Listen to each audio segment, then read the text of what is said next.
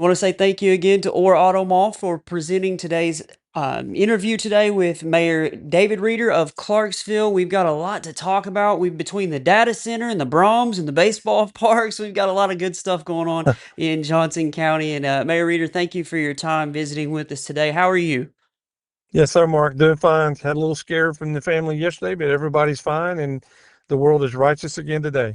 So thank you Exactly. for asking. Exactly. Well, I told you before off the air that I didn't realize your family had been through it, but glad that it's going in a positive direction for you all, and that it was a better outcome than it could have been. So, wanted to ask you first off. I know we'll get into the data center information here in a little bit because I feel like we'll hang there for a little while. But my family was in town this weekend for some softball and some Brahms, and somebody told me that the baseball parks are done. You guys getting some use out of those yet? Yeah, so far, we kind of got them done at the end of the league season, but they have been using them. That whole thing was the final uh, piece to the Vision 21 initiative that we started back in 2019 or 2020. And the folks voted on those projects, passed them, and we got them completed from the bike trails, the soccer field, the inclusive playground, the expansion to the Marvin Vincent building, and then we finally finished up with the baseball complex, which basically, it was an answer to the questions of how do baseball families get to enjoy in one facility, as opposed to the way it was for generations, where we had multiple fields throughout the town. Now we have a complex that provides a place for families to be together with their children of different ages at one complex, provides a place for those opportunities to develop for those kids. And also it has an economic development angle because it brings in tournaments and people come to town and they stay in our hotels and buy our food. So it's proven in our numbers. You can see it clearly that project has been a good economic engine for us. Right. Well, I've been in some of these meetings in Russellville, and one of the things they mention is quality of place and places that people want to live, and that sounds like something that Clarksville has invested heavily in recently. Yeah, the Shane Boyette study that was in place when I came in 2019 identified that as a strategy, that quality of life was important to in attracting new investment. And they were right. He was right in his study, and you can look at Clarksville and you can see that was what happened. That's exactly what happened. Well, one of those investments that leads me into a good one is that Brahms has been in operation for a little over a couple weeks. There's a funny long story about my mama and Brahms back in the day in Clarksville, but that's neither here nor there for the moment. We're excited to have it around, and looks like Clarksville is doing it pretty well as far as keeping it busy already. Yeah, I tell you, Mark, we could probably ask anybody our age and younger that lives in this area. If you went west towards Fort Smith, I promise you, it probably included a stop at Brahms and Elman. It was a destination along the way if you were traveling it. Well, at least for me it was. So Me too. this project here, it involved Senator, the late great Gary Stubblefield, Lori Tudor from RDOT, and there was just a whole lot of complicated process to get that actually done, and we are very proud of that. Yeah, well, I know it's the location is one that whenever I heard where it was going to go, I said, "Well, obviously that's a great location right off the interstate, but it's never been used before." I don't, how did that even come to be as far as that being the place that they were going to build it? And then, obviously there's some hurdles to get it done. Well, they identified it as needed, and they came to us, and they were like, they saw a listing where the city owned it, and then we said no, the state owned it, and then the conversation just picked up from there, and then we had to just do some bureaucratic steps, and that's where Senator Stubblefield and Director Tudor got involved, and we worked together, and we got it done. Man, well, it's a great deal, and glad you guys were able to get yours before we got ours here in Russellville, so that we have a reason to drive back to Johnson County and have a little ice cream. But you mentioned it; it is the stop on the way going to Alma, and now we don't even have to go that far. I get to spend my money in Johnson County, so that's a good deal. And Um, we like that. Probably makes up for all the seven brew my daughter spends in Russellville. There's no doubt about it. There's no doubt. Well, we mentioned spending a little bit of time with this one, and that is the data center. It's a hot topic of conversation. Man, your social media is just blowing up with this or that about it. So, what can you tell us about where we are with the data center, and maybe whatever you'd like to share about the process? Well, I can tell you right off the bat that the same Boyette study identified that from the stakeholders here in Clarksville. They said that one of the industries that we should be recruiting and looking for was the data center industry. And although we didn't specifically market towards that, our actions led to them looking at us, and that's what actually I think drew them here. The fact that we had land and we had access to the fiber and the quality of life that they were looking for. I think that's what drove them here. Now they haven't specifically told me that, but I think that's the number one thing that and you had legislation going on at the state that did tax abatement for Arkansas, and then we had the land available to them, and that was the key thing. But data centers obviously are drawing a lot of controversy for sure. And I think it's not a matter of if they're going to be built. It's how are they being built responsibly. And in our circumstance, over the last 4 years that we've been working on this, we've hedged every risk that we knew, from wastewater to water to power, and we've identified and addressed all of those questions through our utility, and to the point where the city council voted 6-0, and a 6-0 vote to support this project. So they are the elected voice of the people, and they saw the risk, they saw the mitigation, and they saw fit to move forward with it. And they're the boss. So the project, any project, has risk.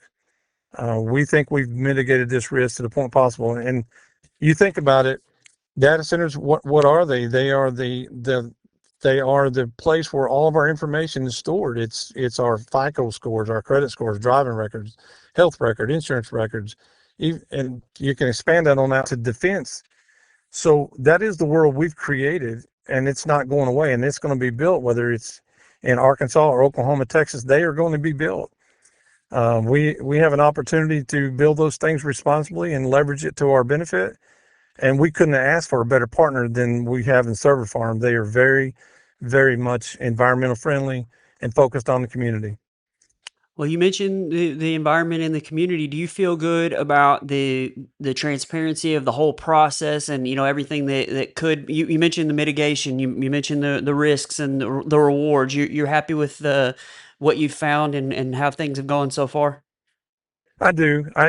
We've had plenty, other than those land deals, which we shouldn't be involved with anyways. Everything else has been done in a public meeting, either at the utility or at planning zoning or at city council over the last 2 years. Now, I think it's important that folks understand that we need to discern between political agendas and fear mongering and reality.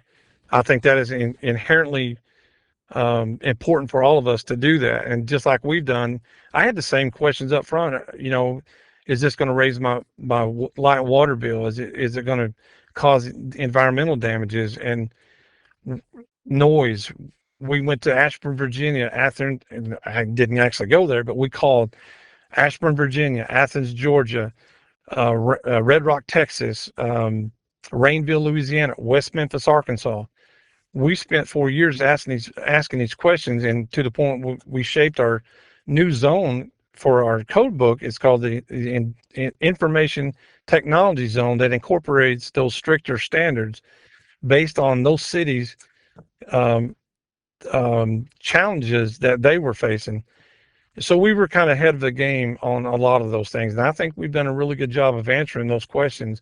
But yet, for somehow, social media still continues to push that out there as if we didn't address it. And that's not true. Right. Well, it seems the only things that I've seen, just from following social media from the outside, is and it happens with every decision of something that happens that they don't like or they don't want.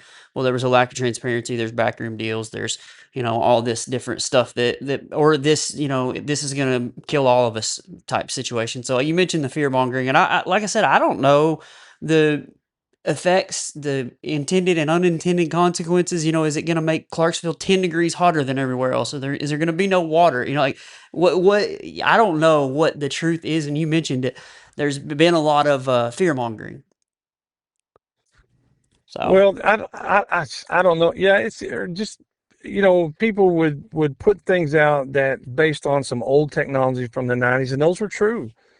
Um, for example, the state of Arkansas has very strict guidelines, if not outright moratoriums, on crypto and bitcoins and things like that.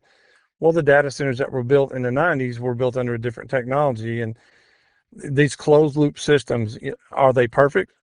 I don't think anybody, no environmental engineer could absolutely unequivocally answer that, but it's as good an answer as you can find in the world today. right, okay. Well, I'd love to get a little bit more, detail on the data center down the road, maybe about as it gets further along, what we're expecting as far as the economic impact, the jobs after, and everything like that. Whenever that kind of solidifies itself, unless there's any more that you'd like to share about the data center while we got you. No, I would just say, every industry's got risk, and uh, they're no different. And I would just reiterate, the cloud is the world we're leaving for our children, and we can either build it responsibly and take advantage of it, or send it down the road and it get built right next door to us. But they are going to get built. Right, and we're expecting. You may have a round number in your head already, but you're expecting what kind of yearly economic impact to Johnson County? It's, Mark, it's really hard to assess that until the actual assessment. So in this case, Right, for example, the two ordinances that we passed approved the amounts for the abatement up to 5 billion for server farm, and 55 billion for Hatchbow, or 50 billion. So that's a total of 55 billion. Nobody can really tell us exactly what that assessed value is going to be after the tax abatement from the state is applied. So I just used a round number of 15%, and then I did a 30%, then I did a 60%. So if they're evaluated at 15% of that total investment, that would mean, based on our millage, like a $22 million influx of revenue to the school district. I think 17 million to the county, and 7 million to the city. Don't quote me on that. I got to go back and look at those numbers. It's somewhere's in that range. And when you talk about a city whose general fund revenue right now is 4.2 million, that's almost doubling it. right. So what does that mean in terms of like a full-time fire department? That makes it possible. That makes us safer. It makes us lower insurance. That's right off the bat, and it creates jobs. And then our parks, you've got it gives you the resources to add more positions, add those amenities that we all want. This is how that gets done. You know what? I had never really thought about the fact that when you think about jobs, you think about jobs working at that facility or that business. But when you add the money to make full time other employees or build other businesses, it seems like that the positives can possibly be unseen at this moment. So that's interesting, Mayor. I appreciate your insight on that. So. Well, I appreciate you visiting with us today, and I hope we can catch up once again here pretty soon as things go on a little further. And if there's ever anything you need or that you'd like to talk about, you just holler at me. Yeah, thank you, Mark. And I appreciate your concern over my nephew. That means a lot. I do appreciate that. Well, we definitely wish for the best for you and your family as well. So, you guys have a good day. Thank you for your time. You too. Thanks, Mark. All right. Bye.